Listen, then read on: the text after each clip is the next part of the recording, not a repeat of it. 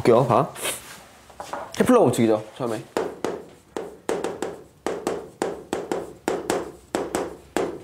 이제 첫 번째로 케플러 법칙이 나오고, 그 다음에 만율력 법칙이 나오는데, 케플러 법칙은 이제 크게, 뭐, 잡다한 내용들은 빨리 빼버리고 넘어갈게요, 그냥. 크게 이제 1법칙이 타원 궤도의 법칙이다. 타원 궤도 법칙이고, 두 번째가 면적 속도 일정. 면적 속도 일정의 법칙이다. 이렇게 되고, 세 번째가 조화의 법칙이거든. 조화의 법칙. 이 세 가지야, 이렇게 크게. 이제 다 들어는 봤을 수도 있어. 이거 지구과학에도 나온 내용이고, 뭐 예전에 융합과학에서 나왔던 얘기고. 일단은 케플러 법칙에서 이제 케플러라는 그 과학자가 이제 티코 브라헤라는 자기의 스승의 관측 자료를 넘겨받아가지고 그걸 분석해서 이 세 가지 법칙은 전부 다 관측 자료에 의해서 관측 자료 한 20년치에 대한 그 관측 자료를 분석해서 만들어낸 결과거든 지금 얘는. 그랬더니 봤더니 첫 번째 1법칙 같은 경우는 타원 궤도로 돌더라. 뭐가? 지구가 또는 행성이 태양 주변을 공전하고 있는 행성들이 거의 원궤도, 우리 당연히 원궤도라고 생각을 했었는데 이게 잘 보니까 완벽한 원궤도는 아니더라. 거의 원이긴 한데, 거의 원이긴 하지만 그래도 조금 타원 궤도의 형태를 가지더라. 원 궤도가, 그 궤도가. 그럼 이제 타원 궤도로 돈다는 건데, 사실 우리가 타원 궤도를 설명할 때 보면은 이제 좀 많이 과장을 해서 그죠. 이렇게 막 좀 많이 설명을 하기 위해서. 실제로 이렇게 찌그러진 타원은 아니고 거의 원이나 마찬가지라고 보면 돼, 그냥. 그러니까 타원의 성질을 보면은 이렇게 해서 긴 반지름과 짧은 반지름 두 개로 구분이 되죠. 근데 우리가 좀 중요한 거는 긴 반지름 값이야. 여기 A라고 쓸게요. A. 요 긴 반지름을 장반경이라고 하는데 A라는 기호를 쓰게 되고, 저 짧은 쪽 반지름은 B라고 하고 단반경이라 그래. 짧은 반지름 단반경. 이렇게 기억해 주시면 되겠고, 그 타원의 성질 중에 하나가 요 초점이 두 개죠. 초점이 두 개. 초점이 두 개인 같은 점대에 떨어져 있는, 같은 거리에 떨어져 있는 초점, 두 초점으로부터 그 거리 합이 같은 점들의 집합이 타원인데, 태양은 이 두 개의 초점 중에서 어느 한 위치에 놓여져 있게 되더라. 여기에 태양이 놓여져 있다. 태양이 있는 거야. 그러니까 이제 딱 정중앙에 있는 것도 아니라는 얘기지. 그러다 보니까 어떤 게 발생하냐면, 태양으로부터 가까운 거리를 가지는 것과 태양으로부터 멀리 떨어져 있는 거리를 가지는 그 점들이 두 개가 생기죠. 그래서 여기는 뭐라고 하냐면은 근일점이라고 하고, 얘를 근일점, 그 다음에 여기는 원일점이라고 한다. 태양으로부터 행성까지 거리를 얘기하는 거죠. 근일점, 원일점, 근지점, 뭐 원일점 이렇게 얘기하는데, 원지점 이렇게 얘기하는데, 일반적으로 우리가 그냥 참고로 기억하세요. 근일점 위치에 가게 되면은 동지다, 동지. 이게 뭐 태양과 거리가 가까워서 뭐 우리가 여름이다 겨울이다 이게 아니니까, 가장 가까울 때는 동지점이고 가장 멀리 떨어졌을 때는 하지점이 되는 거야. 하지. 참고로 기억을 해주시면 될 것 같아요. 우리나라 기준이야, 우리나라 기준. 이게 이제 타원 궤도, 그냥 원 궤도가 아니라 타원 궤도이다, 이렇게 정의하면 되겠고, 두 번째는 면적 속도 일정인데, 용어를 좀 잘 봐봐. 면적 속도야. 면적 속도가 일정하대. 자, 면적 속도라는 얘기는 뭐냐면은 같은 시간 동안 행성이 휩쓸고 지나간 속도를 면적 속도라 그래. 같은 시간 동안 행성이 휩쓸고 지나간 면적이 그 면적 속도야. 근데 그 면적 속도가 일정하대. 같은 시간 동안. 그 얘기는 뭐냐면, 예를 들어서 이 행성이 근일점 부분에서는 같은 시간 동안 휩쓸고 지나간 면적을, 예를 들어 T라는 시간 동안 요만큼의 면적을 휩쓸고 지나갔다 합시다. 휩쓸고 지나간 면적. 여기서 출발해가지고 T라는 시간 동안 요만큼을 간 거죠. 요만큼은. 근데 이게 원일점 부분으로 가게 되면은 같은 시간 동안 휩쓸고 지나간 면적이 같아야 된다고 얘기를 했기 때문에 많이 못 간단 말이야. 이렇게 거리가 멀기 때문에 이렇게. 이런 식으로 마찬가지로 시간 t 동안 이렇게 설명이 되는 거지. 얘가 다시 말하면 같은 시간 동안 행성이 휩쓸고 지나간 면적은 항상 일정하더라. 같은 시간 동안. 딱 보면 뭘 알 수 있어야 되냐면, 근일점 부분에서는 행성의 공전 속도가 어떻게 됐어? 빨라지는 거죠. 행성의 공전 속도가 빨라지고, 원일점 부분에서는 행성의 공전 속도가 느려지는 거죠. 그래? 그래서 이제 확인을 할 수 있는 게, 근일점 부분에서의 속력은, 행성의 그 속력 V는 빠르고 원일점 부분의 속력은 느리더라. 이렇게까지 확인할 수 있겠죠. 같은 시간 동안 같은 면적을 휩쓰고 가려면 당연히 거리가 짧은 쪽이 많이 가야 되고, 거리가 먼 쪽은 좀만 가도 같은 시간 동안 같은 면적을 휩쓰고 갈 수 있다는 얘기지. 그래서 이게 면적속도 일정 법칙이야. 이것도 다 관측된 그 결과를 가지고 분석을 해서 만든 법칙이거든. 그죠? 면적속도 일정 법칙. 근데 우리가 참고로 또 여기서 하나만 더 추가를 하자면, 이게 하나의 동일 궤도를 가지고 있는 천체라면은 질량이 항상 일정하겠죠. 그래? 질량이 일정하죠. 질량이 일정하니까 속력이 빨라지면은 질량이 일정했을 때 운동 에너지가 커지죠. 그래? 그리고 이제 이 중심에 있는 항성은 만유인력이 작용하는 거잖아. 만유인력이다 얘기했지만 만유인력은 뭐 중력이랑 이제 중력의 일종이죠. 중력 같은 얘기죠. 만유인력은. 근데 중력이 역학적 에너지를 보존시키는 보존력이었거든. 만유인력도 역학적 에너지를 보존시키는 보존력이야. 그래서 만유인력만 작용하고 있기 때문에 행성이 공존하면서 이 전체 구간의 역학적 에너지가 항상 일정하게 보존된다는 얘기지. 그럼 봐봐. 여기서의 속력이 빠르니까 근일점 부분에서 쓸게. 근일점 부분에서는 운동 에너지가 증가하고 대신에 포텐셜 에너지가 감소해 이렇게 얘기할 수 있겠죠. 그래? 거리가 짧아지니까 포텐셜은 감소하고 운동 에너지 커지면서. 하지만 원일점 부분에서는 운동 에너지는 감소하고 속력이 느려지면서 대신에 거리가 멀어졌기 때문에 포텐셜 에너지는 증가해 이렇게 할 수 있겠죠.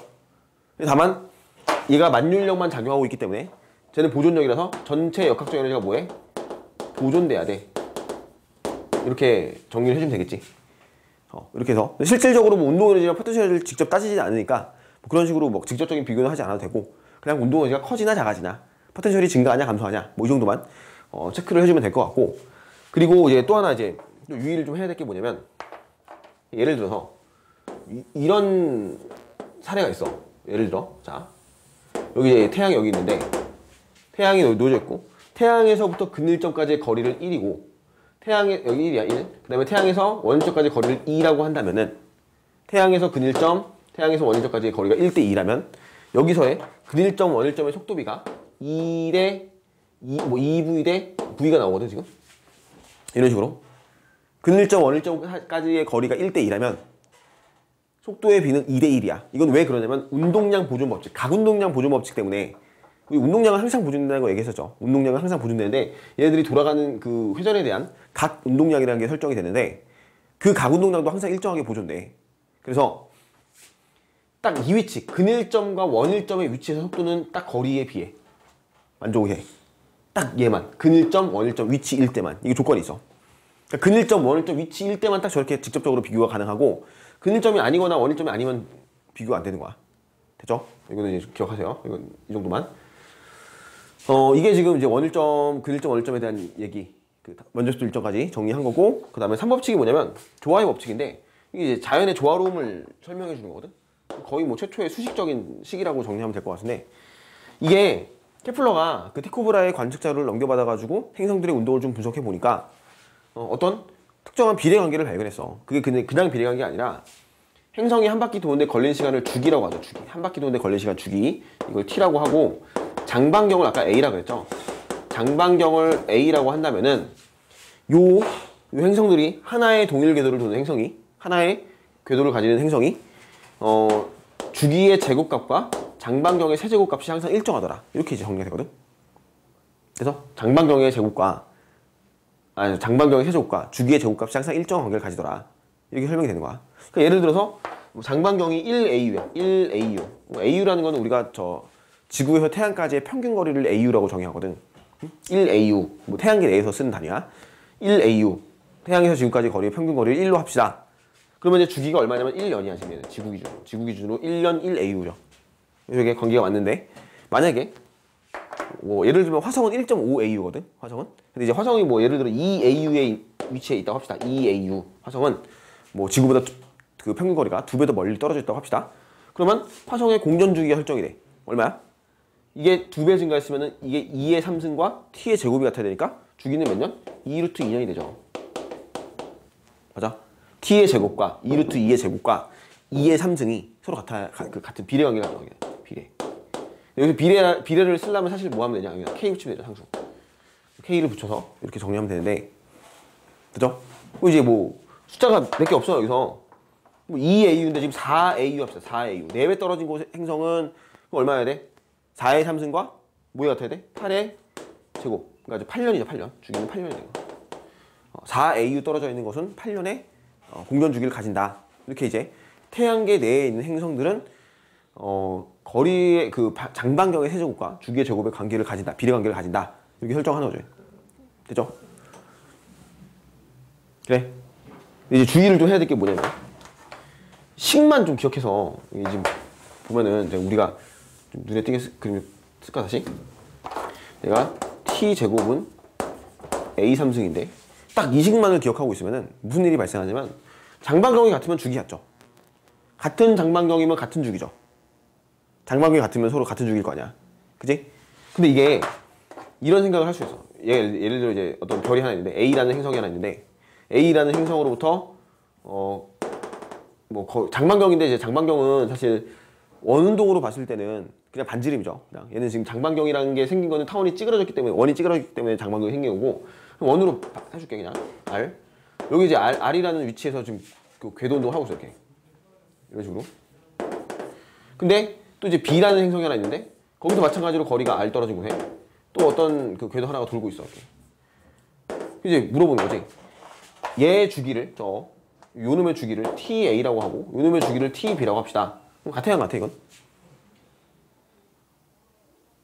이거 딱 생각했을 때 장방경의 해제곱은 T제곱에 무조건 비례한다 하니까 같은 거리에 떨어져 있는 얘네들의 공전 주기는 무조건 뭐야 돼? 같아야 된다고 생각을 하거든 지금. 근데 아니야 이거는. 그 K를 모르니까. 그치 K를 모르 K 이 상수를 모르니까 응? 이건 뭐에 또 달라지냐면 여기는 질량에 따라 달라져. 여기 질량 얘의 질량 MA라고 하고 얘의 질량을 MB라고 한다면 질량에 따라 달라지는 값이거든. 그러니까 지금 여기서 우리가 조화의 법칙을 쓰는 거는 같은 질량을 가진 하나의 천체를 공전하는 행성들의 이 장방열과 주기 관계를 설명하는 거지 각각 다른 천체를 각각 설명하는 건 아니라는 거지. 되죠?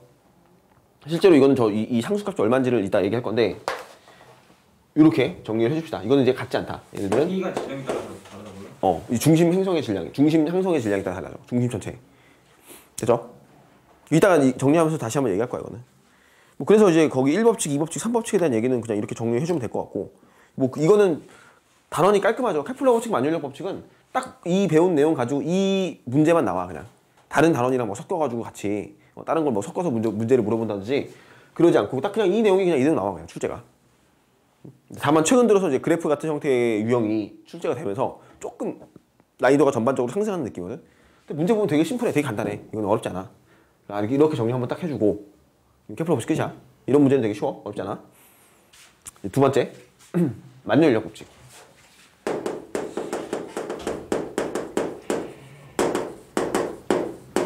자, 이 만유인력 법칙 같은 경우는 우리 뭐 이건 질량을 가진 모든 물체 사이에 작용하는 서로 잡아당기는 인력 뭐 이런 거 있잖아. 모든 물체에 작용하는 인력. 그래서 두 물체, 질량이 라지 m인 물체와 거리가 r 떨어진 곳에 존재하는 질량이 스몰 m인 물체 사이에는 인력이 작용한다. 질량을 가진 물체. 이게 발동 조건이 질량이죠.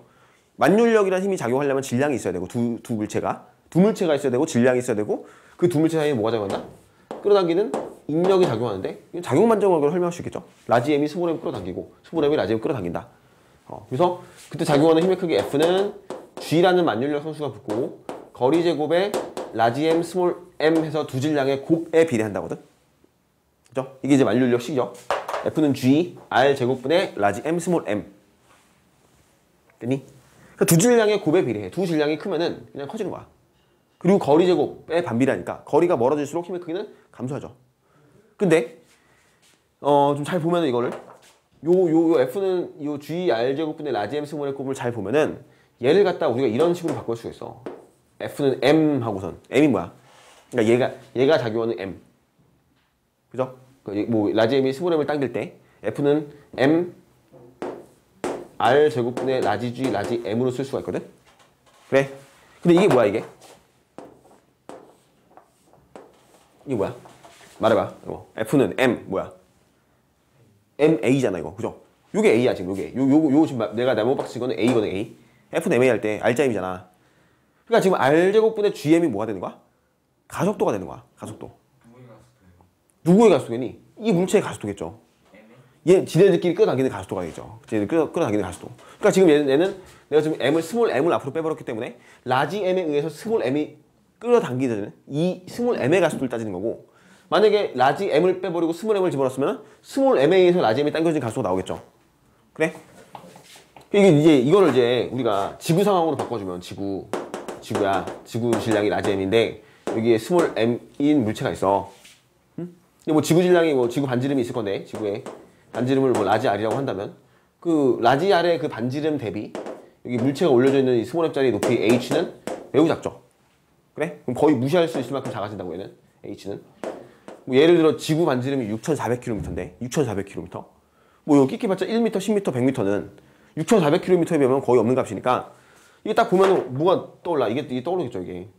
그래서 얘를 라지 m짜리 질량이 얘를 당기는 가속도의 크기는 F는 m r 제곱 이거 지구 반지름 제곱 상수죠. 지구 반지름 라지 g 상수죠. 라지 m 지구 질량 상수죠. 그러니까 계산이 다 되죠. 얼마 나와? g 나오는 거지. 19.8m/s 나오는 거야. 요거 세 개를 다 계산한 값이 중력 가속도 g가 나오니까 우리는 그냥 mg 하는 거야. 그냥 w는 mg 하는 거. f는 ma 하는 거죠. f는 ma인데 f는 ma를 만율력 법칙을 계산하고 있다는 뜻이죠. 이게 됐지? 그래서 우리가 첫 번째로 기억해놔야 할 거는 요 가속도의 값, 가속도의 크기를 구하는 거. 되지? 이것도 또 오해를 하면 또 안 되는 게 얘가 지금 라지 m이라는 또 지구 질량 이 중심 전체 질량이 들어있기 때문에 이것처럼 같은 질량 다른 항성 다른 천체면 가속도의 크기가 달라질 수가 있죠. 근데 보통은 하나의 중심 행성의 거리가 r 떨어지는 지점에 가속도의 크기를 물어보면은 얘가 가속도가 2r 대비 몇 배 큰 거야 지금? 4배 더 크죠? 얘가 지금 4a면 얘는 a가 되는 거야. 그죠? 뭐 이렇게 정리할 수 있겠죠? 하나의 행성에 대해서 얘기한다. 가속도 크기 구하는 식 기억해 놓고. 되니? 됐죠? 그 다음에 이제 23페이지 나오는 얘기가 또 보면은 등속 원운동 이거 좀 잘 정리해야겠죠? 등속 원운동.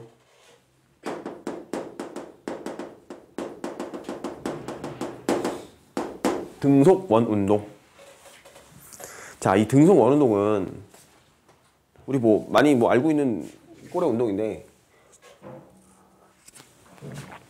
이렇게 원궤도를 가지고 있어. 원궤도. 거의 원궤도를 이제 설명하고 원의 중심에서 거리가 R만큼 반지름이 R만큼 떨어진 곳에 어떤 그 질량이 스몰 m인 물체가 중심을 라지 m이라고 할까? 돌고 있다고 합시다. 이건 지금 만율력으로 설명하고 있어 지금.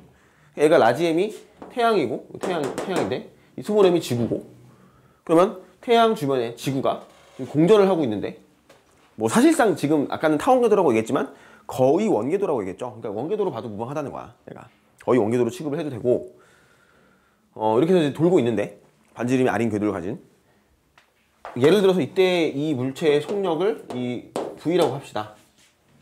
근데 원운동의 특징은 있잖아. 얘가 시간이 t만큼 지나가지고 이 위치까지 와가지고 여기 왔을 때도 속력이 바뀌어 안 바뀌어? 속력이 안 바뀌거든. 속력이 V로 일정하거든 지금. 그래? 등속 원운동은 특징이 그러니까 속력이 일정한 운동이야. 그냥 계속 빙빙 도는 거야. 계속 이렇게 빙글빙글 돌아. 응? 아니? 뭐 시계 같은 거 얘기하는 대표적으로 시계죠. 시계.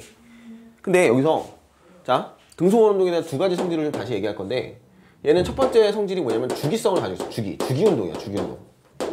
주기운동. 주기운동이라는 게 뭐냐면 속력이 항상 일정하기 때문에 다시 처음 위치로 돌아오는데 걸리는 시간이 항상 같다는 얘기죠. 한 바퀴 돌리는데 걸리는 시간을 주기 1주기, 2주기, 3주기, 4주기에서 주기성을 가지고 있어요. 얘는. 됐지? 그리고 두 번째는 주기운동이 아닌 뭐가 있어? 속력이 일정하죠. 얘는. 속력이 일정해서 얘를 갖다가 속력이 일정하니까 등속이란 말을 쓰는데 주의를 좀 해야 될 게 뭐냐면 얘가 지금 속력이 일정한 거지 속도가 일정한 게 아니거든. 얘는 지금 속력 V 값은 계속 일정한데 속력의 방향 있죠. 속도의 방향, 속도. 방향이 계속 뭐하고 있어? 변하고 있죠. 그러니까 얘는 지금 등속 원운동이라면 등속도 운동이라고 생각하면 안 돼. 얘는 뭐냐면 등속력인 거지. 등속력 원운동인 거지. 등속도 운동은 아니야. 그럼 다시 말하면 등속도 운동이 아니라는 얘기는 가속도가 있다는 얘기고 가속도 운동이겠죠. 얘는. 두 번째 성질은 가속 운동이야. 가속운동. 우리 기억나니 이거? 처음에 속도 가속도 할 때 힘에 작용하는 물체의 운동 방향과 힘의 방향이 서로 수직이면은 물체의 운동 방향과 힘의 방향이 서로 수직이면 어떻게 했어? 속력은 일정하되 방향이 바뀐다 그랬거든? 속력은 일정하고 방향만 바뀌어. 그러니까 얘는 지금 이 중심 방향으로 항상 힘이 작용하고 있어. 힘. 이해가? 아니 지금 봐봐. 얘가 지금 가속운동이라고. 가속도가 있다는 거야. 가속 운동이라는 거는 가속도가 있다는 얘기고, 가속도가 있다는 얘기는 알짜 힘이 있다는 얘기죠. 힘이. 그죠? 근데 그 알짜 힘이 속력을 바꾸는, 빠르기를 바꾸는 힘이 아니라 방향만을 바꿔주는 힘이라고, 얘는. 그러니까 항상 속력은 일정하되 방향이 계속해서 바뀌죠. 운동방이 바뀌는 거야. 운동방이 이렇게 바뀌는 건, 속력이 안 바뀌고 운동방이 바뀌는 경우는 항상 진행하는 방에 수직으로 작용하는 힘이 있었을 때, 그때는 속력 일정하고 속도만 바뀌었거든. 그러니까 지금 얘는 항상 이 중심 방향으로, 원운동하는 원은 중심, 구심이라고 하죠. 구심 방향으로 항상 힘이 작용하는 거야. 그 힘이 뭘까? 그 힘이? 그 힘을 이제 이런 통칭, 이렇게 원의 중심, 구의 중심을 향해서 작용하는 이 힘을 구심력이라고 하거든. 구심력. 그러니까 이 알짜 힘은 뭘 얘기하는 거냐면 구심력이라는 힘을 얘기하는 거야. 구심력. 그래서 이 알짜 힘은 구심력이라는 힘을 얘기하는 거야. 구심력. 다시, 자, 등속 원운동은 가속 운동이고 가속도가 정의되고, 그에 따른 가속 운동의 원인, 힘, 알짜 힘, 구심력이 정의된다는 거지. 가속도가 그 중심 방향으로 작용하는 거예요. 그렇지. 가속도의 방향은 중심 방향이지. F가 F 방향이 가속도 방향인가? 그렇지. 힘의 방향이 가속도의 방향이잖아. 근데 왜 F 쪽으로 안 가요? 가속도가 되는. 가속도의 방향이라고 해서 무조건 그쪽으로 가야 되는 거 아니잖아. 가속도의 방향대로 물체로, 영향 없잖아요. 아니 물체의 운동 방향이 가속도의 방향이랑 무조건 같은 건 아니잖아. 그지? 운동 방향과 가속도의 방향은 다르잖아. 얘는 원래 힘이 없었다면 여기로 등속 운동해야 돼. 그지? 원래 등속 운동 해야 되는데 힘이 작용해서 이쪽으로 궤도가 바뀐 거지. 일일이 등속 운동 해야 되는데, 직진해야 되는데, 관성에 의해서 원래 가려고 하면, 만약에 힘이 없었다면은 그 방향대로 그대로 가야지. 근데 그 방향대로 못 가잖아. 지금 왜 못 가? 힘이 작용했기 때문에 못 가는 거 아니야? 그게 구심력이라는 힘이죠. 구심력이 가속도라고. 구심력이 A가 되는 거잖아요. 구심력이 있으니까 가속도가 있는 거고, 가속도가 있으니까 방향이 변하는 거잖아. 그죠? 가속 운동이라고 얘는. 그래서 되니? 그래서 이 구심력은 알짜 힘의 개념이야. 구심력 알짜 힘의 개념이고, 예를 들어 여기다 이제 지금 라지엠 스몰엠 해가지고 지금 지구, 태양 이거 얘기했는데, 우리 뭐 실을 연결시켜서 어떤 물체를 빙빙 돌려. 실을 연결시켜서. 그럼 이 물체가, 자, 회전을 하잖아. 이렇게 등속 원운동 하잖아. 중심에 어떤 물체가 실로 연결돼 있으면은 여기서는 구심력의 역할이 뭐가 되는 거야? 구심력이 여기선 장력이 되는 거야. 장력. 여기 당겨지는 이 방향의 힘이 실에 연결돼 있는 장력이면은 구심력이 장력인 거고, 그럼 만약에 예를 들어 이걸 다시 바꿔서 얘가 플러스 원자이고 마이너스 전자라고 합시다. 고전역학적으로 그 원자의 구조를 설명하면 그러면은 전자가 등속 원운동을 하니까, 그죠? 등속 원운동을 하니까 플러스 마이너스고, 그럼 전기력이 얘는 뭐야? 구심력이 되겠죠?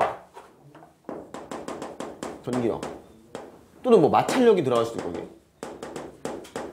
마찰력도 구심력 역할을 할 수 있고, 뭐 탄성력도 구심력 역할을 할 수 있고, 또 뭐 있어? 여기 지금 얘기했던 만유인력. 만유인력도 구심력의 역할을 할 수 있겠죠. 구심력이라는 힘은 알짜 힘 개념이 아니라 알짜 힘. 중력도 되고, 모든 힘이 다 들어갈 수 있다고, 여기. 그래서 지금 여기서 설명하고 싶은 건 뭐냐면, 만유인력이 구심력 역할을 하자는 거지. 만유인력이. 그러니까 등속 원운동이라는 이 운동의 성질도 뉴턴이 정리해 준 거고, 만유인력도 뉴턴이 정리해 준 거고. 잘 보니까 여기서 필요한 몇 가지 물리량들을 좀 더 설정해가지고 정의해 볼게요. 일단 얘 주기 운동이니까 주기가 t가 있을 거야. 주기 한 바퀴 도는데 걸리는 시간 주기 t. 그리고 속력 v. 속력은 안 바뀌어. 일정. 속력은 일정. 속력이 일정한 거야. 가속도 있고 구심력 있죠. 그래서 뭘 할 거냐면, 첫 번째 v는 얘가 한 바퀴 도는데 걸리는 그 속력은 한 바퀴 도는데 걸리는 시간 t분의 간 거리 2πr이죠. 2πr로 계산할 수 있다. v는 행성의 그 속력은, 공전 속력은 v는 t분의 2πr로 구할 수가 있다. 그래서 그 다음에 가속도 a가 정의가 되는데, 이 가속도 a는 r분의 v 제곱으로 정의를 하죠. 이건 외워놓으세요. 그냥 이걸 이제 구심 가속도라고 하죠. 구심 가속도라고 하는 a는 r분의 v 제곱으로 정의가 돼.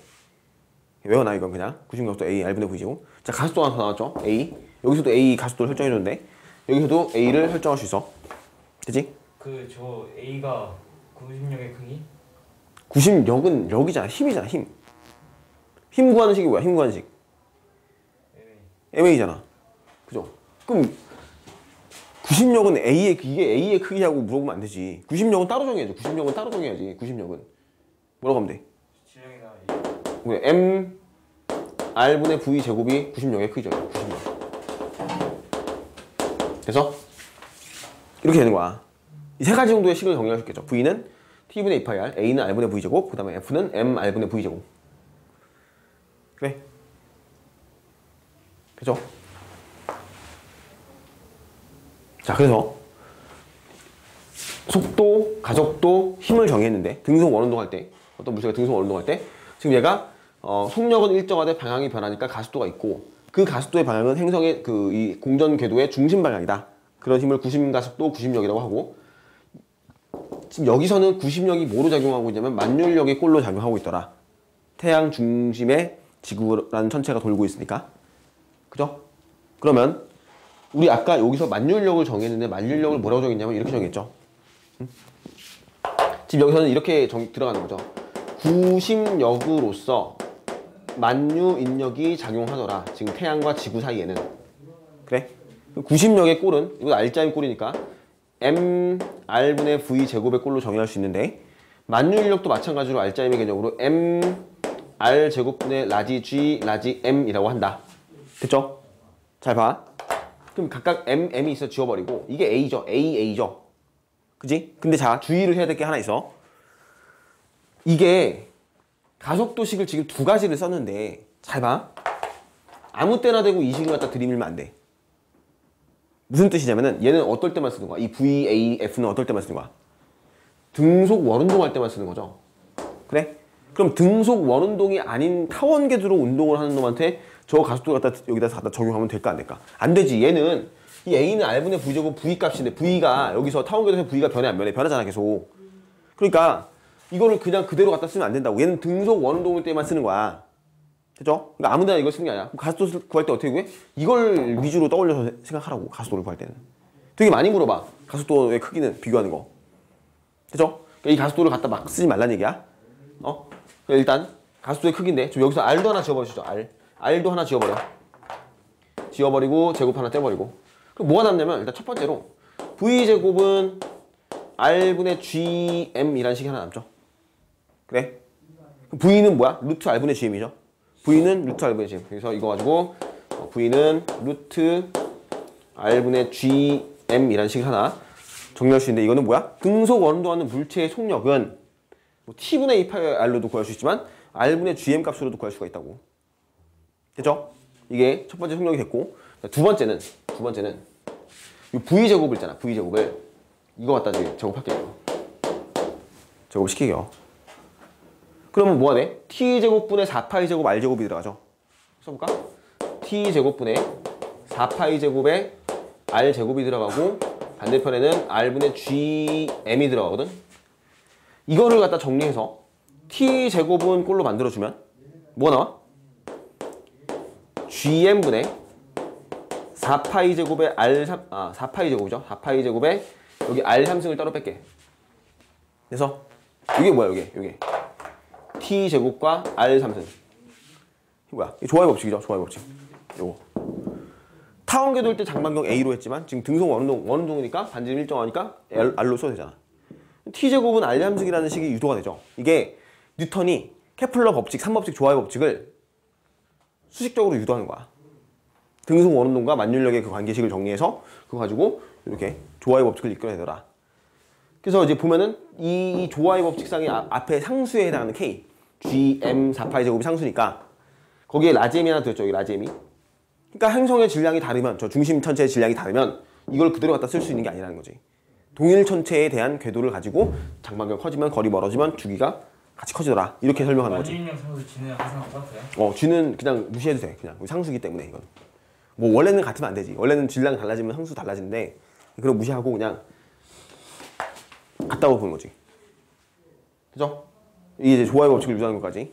이런 식으로 정리를 해주면은 지금 25페이지 아래쪽에 보면 만율력에 의한 운동 있죠. 만율력에 의한 운동. 거기 보면은 뭐 공전 속력의 B, 루트 R분의 GM, 등속 원운동일 때야. 그 다음에 주기의 B, 가속도의 B, R자 힘의 B까지 각각 체크를 할 수가 있겠죠. 이렇게 정리해주면 될 것 같고, 그 밑에 저 다음 페이지 넘어가 보시면 26페이지에 보면은 뭐 인공위성과 만유인력 법칙이라는 식이 나와 있는데 여기 이제 거기서 따라서 V는 루트 R분의 GM 써 있죠. 제1 우주속도. 자, 이거 하나만 정리하고 넘어갈게요. 자, 여기서 이제 이걸 가지고 V는 루트 R분의 GM을 찾았어. 이게 V는 루트 R분의 GM인데 이게 만약에 또 지구라면은 지구라는 조건이 붙잖아. 이게 지구에서는 R이 지구 반지름이고 그다음에 GM이 지구 질량 상수니까 얘가 이제 근세값이 나오는데 근세값이 얼마냐면 약 7.9km/s의 값이 나오거든 이게. 이게 무슨 뜻이냐면은 지구에서 지구의 질량이 라지 m이고 지구로부터 떨어져 있는 거리가 뭐 라지 이 스몰 r만큼 떨어져 있었을 때 어떤 특정한 질량을 가진 물체가 등속 원운동하기 위한 최소 필요 속도거든 얘가. 그래? 그러니까 쉽게 말해서 인공위성이 돌려면은 이 정도 속도는 있어야 된다는 얘기야. 1초에 7.9km씩 움직여야지만 이 지구 주변에서 안정적인 궤도를 가지는 등속 원운동을 할 수 있다는 거죠. 인공위성이. 이걸 그래서 뭐라 그러냐면 제1 우주속도라 그래. 1 우주속도. 지구에서 등속 원운동하기 위한 최소 속도야 이게. 이 속도가 돼야지만 지구의 중력을 이겨내고 중력장에서부터 탈출해서 그 탈출도 아니야. 탈출이 아니라 그냥 적정하게 빠져나가지도 않고 나가지도 않고 들어오지도 않는 이런 안정적인 궤도를 가질 수가 있다는 얘기거든. 근데 얘보다 속도가 느리면 떨어질 거고 속도가 빨라지면 포물 속에도 돌다가 탈출할 거야. 참고로 탈출 궤도 속도도 있어. 탈출 속도. 이게 얼마냐면 12.7인가?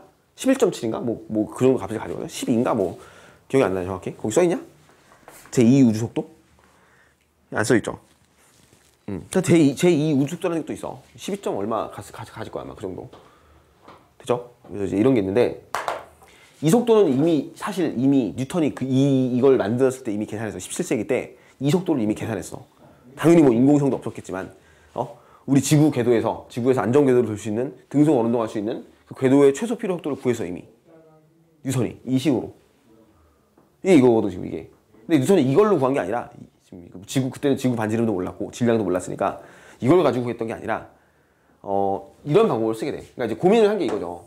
방금 얘기했다시피 방금 얘기한 걸 잘 들어보면은 인공위성이 계속해서 지구 주변에서 궤도 운동을 한다고 그랬죠. 인공위성이. 근데 봐봐. 자기가 생각한 만유인력은 라지 m짜리 질량을 가진 애가 스몰 m짜리 질량을 가진 물체를 끌어당기는 만유인력이거든 이게. 그래? 그 만유인력은 모든 물체에 작용하죠. 원철아 보이니? 만유인력은 모든 물체에 작용하죠. 그 얘를 갖다 가만히 놓으면 얘가 떨어져서 낙하해가지고 속력이 빨라지고 땅에 닿겠지. 뭐 이제 흔히 말을 하는 이게 사과죠 사과. 뉴턴의 사과. 근데 또 잘 생각해보니까 또 다른 질량을 가진 얘 M'이랄까? M'의 질량을 가진 달이 하나 있어. 달은 떨어지니 안 떨어지니? 달은 안 떨어지죠. 달은 오히려 뭘 하고 있어? 등속 원운동을 하고 있죠 얘는. 그죠? 달이 지금 등속 원운동 하고 있는 등속 원운동 이렇게 돌고 있잖아 달이. 맞아? 달이 돌고 있는 거야. 그럼 분명히 얘도 만유인력 작용해서 당길 것이고 얘도 만유인력 작용해서 당길 것인데 얘는 왜 안 떨어지냐? 분명히 똑같은 만유인력이 작용했으면 얘도 떨어져야 되는데 얘는 안 떨어지잖아. 이제 그걸 뭐라고 설명하냐면 왜 안 떨어지냐면 얘와 얘의 차이점이 뭐야? 얘는 처음 속도가 0이었고 얘는 처음 속도가 있다는 얘기죠. 얘는 처음 속도가 V라는 속도가 있기 때문에 등속 원운동을 하는 것이고 얘는 처음 속도가 V0니까 등속 원운동을 못 하는 거야. 그 차이밖에 없잖아 지금. 똑같은 힘 작용할 거고 만유인력. 물론 뭐 힘의 크기가 얘가 더 크겠지만 질량이 더 크니까 그만큼 거리도 멀기 때문에 그거에 대한 거는 뭐 충분히 이렇게 고려할 필요가 없는 거고. 만유인력 그 당기는 힘이 그 96으로 그냥 바뀐 거 아니에요? 그러니까 그럼 얘는 96이 아니잖아 얘는 당기는 힘 그냥. 얘는 근데 96이죠 돌아가니까. 그러니까 이제 우리 이런 거지. 얘가 등속 원운동을 하고 있는 거야 지금 여기서 등속 원운동을. 만약에 만유인력이 없었어 달은 너무 멀어서 그럼 만유인력이 없으면 얘는 어떻게 될까? 그냥 직선 운동 하겠지 그냥. 날아가겠죠 그냥. 근데 날아가지 않고 계속해서 지구의 중력에 붙잡혀 있다는 얘기는 얘가 등속 원운동을 하고 있다는 뜻인데 그럼 이제 얘도 이제 같은 현상으로 설명을 해야 되는 거 아니야? 근데 그 차이가 뭐냐면 초기 속도가 있다 없다 차이거든. 이란 속도로 등속 원운동. 얘는 처음 속도가 없었어. 그럼 거꾸로 그거 다시 얘기하면 얘를 갖다가 내가 이쪽 방향으로 처음 속도를 만들어준다면 얘도 뭐 할 수 있어? 그치? 얘도 등속 원운동 할 수 있겠죠. 그냥 이런 개념이야. 얘를 내가 V라는 속도로 던지면은 날아가다가 그냥 직진하는 게 아니죠. 만유인력이 작용할 거니까 중력이 작용해서 얘가 어떻게 돼? 떨어지겠죠. 방향이 바뀌겠죠.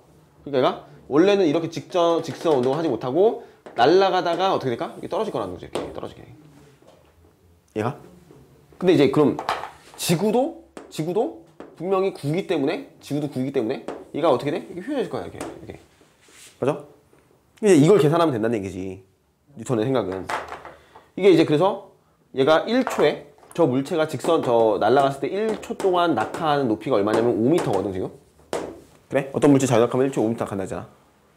그럼 이쪽 방향 수평 방향의 속도만 가지고 출발을 해가지고 1초 동안 지구가 당겨서 5m를 낙하하는데 그때 지구도 이게 얼마 낙하면 얼마? 5m가 지금 떨어지면 되는 거야. 기울어진 정도가 지구의 공률이. 이걸 이제 지구의 공률이라고 하죠. 공률. 지구의 공률이 그 원이 휘어지는 반경을 공률이라고 하잖아. 얘가 얼마당 5m인지만 계산해주면 된다는 거야. 그럼 이 속도를 알 수 있다고. 이 속도를. 그래서 봤더니 이게 얼마였냐면 이게 8km였어. 8km당 5m가 공률을 가져. 지구는 8km 직진하면 5m가 휘어져 이렇게.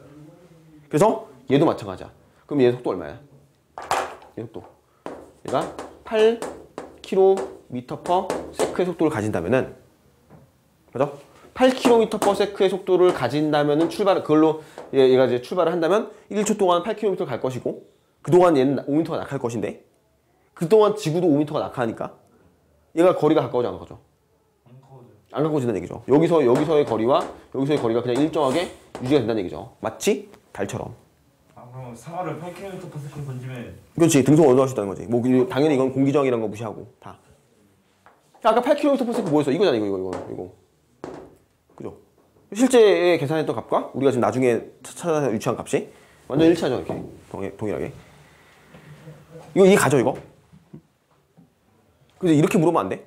얘가 1초 동안 5m 낙하했으니까 다음번엔 15m 낙하해야 되는 거 아니에요? 이렇게 물으면 안 된다? 그거는 왜 그래? 이거는 그냥 정상적으로 출발해가지고 같은 값으로 계속 값 되니까 5m, 15m 가는 거지. 얘는 지금 운동하는 방향과 또 운동 방향 여기서 접선 방향이죠. 여기서 접선 방향. 힘의 방향이 또 수직이야 또. 또 수직이니까 얘는 속도가 안 빨라져. 가속만 되고 속력은 안 빨라지는 거야. 그러니까 8km/s가 계속 유지가 된 거지. 이해가? 그러니까 지금 가속 운동이 속력이 빨라진다고만 생각하면 안 된다는 거야. 얘는 방향이 변하는 것도 가속 운동이야. 여기서. 그러면 저 8km/s를 이 방향으로 던지면 그냥 우주로 날아가겠네요? 아니지. 그건 아니죠. 왜요? 수평 방향, 중력과 수평한 성분으로 가야지. 근데 그것보다 좀 더 위로 던지면 이제 날아가는 거 아니에요, 그러면? 아니 떨어지겠지 걔는 그럼 더. 그래서 8km 속력이 8km/s로 이상하게 던지면 포물선 운동하겠죠. 큰 포물선 운동을 할 것이고 그게 이제 그래 8km/s보다 높은 속도로 던지면은 포물선 운동을 하게 돼. 얘가. 근데 얘가 지금 이렇게 던져버리면 처음에 8km/s지만 나중엔 8km/s가 아니잖아. 그럼 얘는 속력이 느려지니까 떨어지겠고 위로 던져도 마찬가지야. 처음엔 8이었지만 올라가는 속력이 느려질 거 아니야. 늘어지니까 다시 떨어지겠지 얘는. 이 정도 속도를 계속 등속 원동을 해야 되는데 일정하게 유지를 해야 되는데 저 속도를. 자 지금 이제 정리됐죠? 이게 간단하죠? 케플러 법칙과 완전력 법칙 이 정도만 정리해 주시면 되겠고 정리했다가 특수 상대성 이론 들어갈게요.